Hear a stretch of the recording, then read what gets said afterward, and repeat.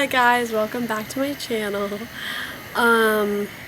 Today I'm going to be taking out my port, which I don't have it in right now because I filmed this video before and I'm adding this intro because I didn't have an intro before because I'm new to YouTube.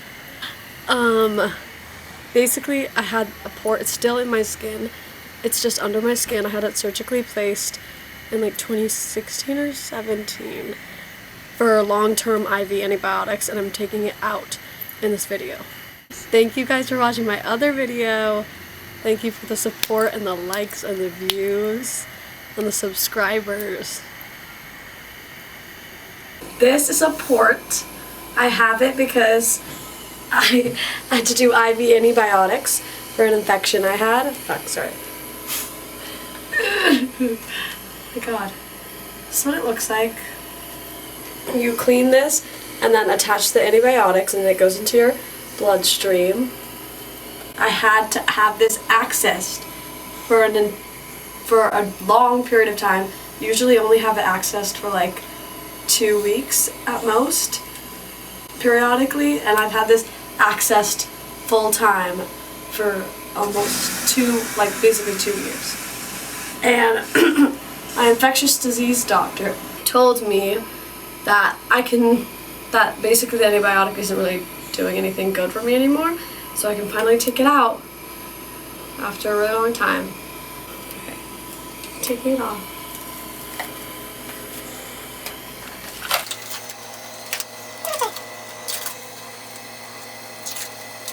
So that was just a piece of, it's called Tegaderm. It's just like protective stuff to put over it so that it doesn't fall out or get infected or anything. Actually, I've never taken out this type of port, but like, what the fuck? Fuck. Never taken out this kind. Wait. Oh, there we go. Did you get that? Oof.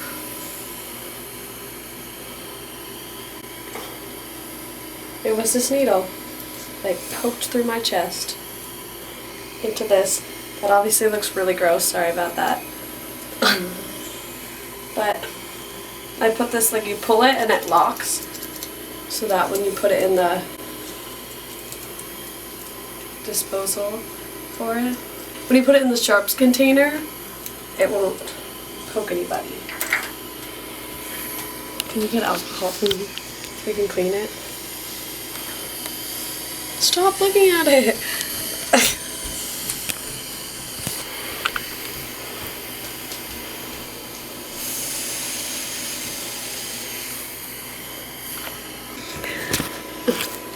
Imagine it if you weren't recording. I know, I was afraid of that. Just cleaning it up. That was gross.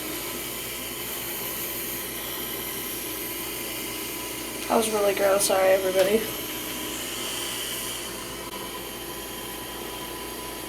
I have like a tan line where that is because it was just hasn't been, like, I guess, exposed to the sun. Now we will let that heal. Hey, I'm wearing my Rowan's Roses shirt. This is my team for the Great Strides, which is the walk in Santa Monica to raise money for the Cystic Fibrosis Foundation. This is our shirt from probably like 2010 or something.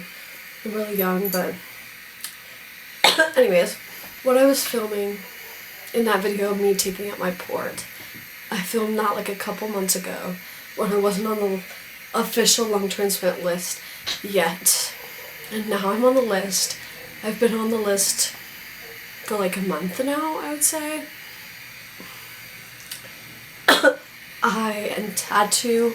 I was a full-time student at UCLA and I completed my first year of college, and then unfortunately I had to not drop out but just declare non-attendance for this quarter, possibly next quarter. I mean, I really decided I'm not going to go back to school for a while because I just don't feel well enough now.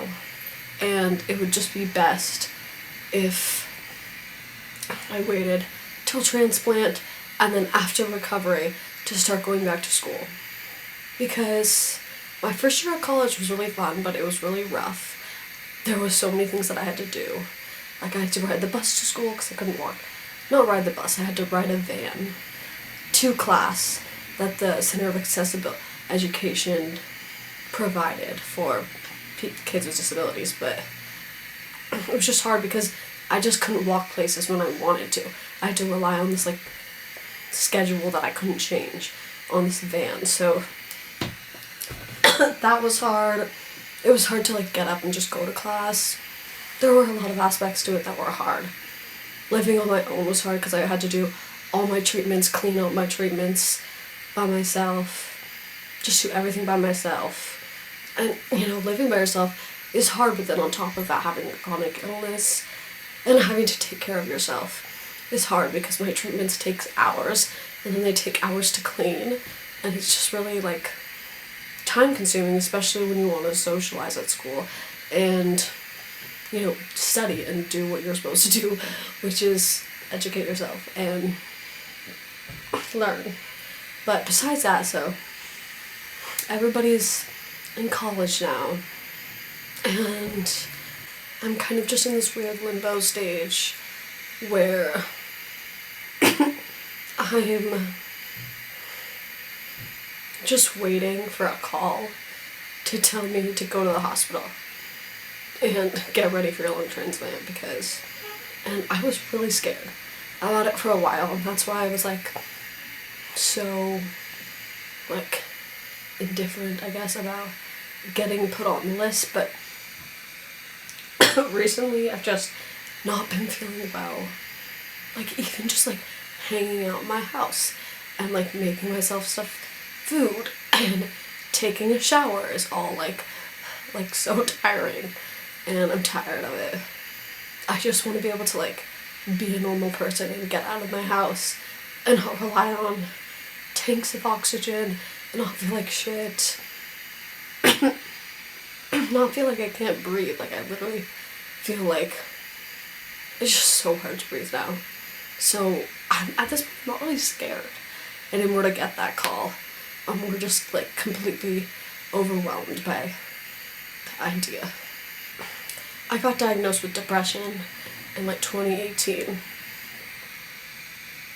and anxiety, and I've been on anti-anxiety medications and antidepressants since 2018, and I think they have helped me, but like there's only so much medication can do to help you at this point in someone's life, because I don't know, all I see is my friends in college, working, living their best life, going into their 20s, and I'm literally doing nothing, waiting to even get a chance to do that. So that in itself is pretty depressing. I think I might be getting a cold, but anyways, yeah, I just wanted to like tell you guys how I feel, because I feel like a lot of people just think that I'm really happy and like they just don't know how I feel. They hear like what I'm doing with my life right now, like what my life consists of, what I'm doing. I'm just waiting. I had to leave school, and everybody's wondering how I am mentally, because that's a very valid question to ask. So I just want people to know that I'm doing okay.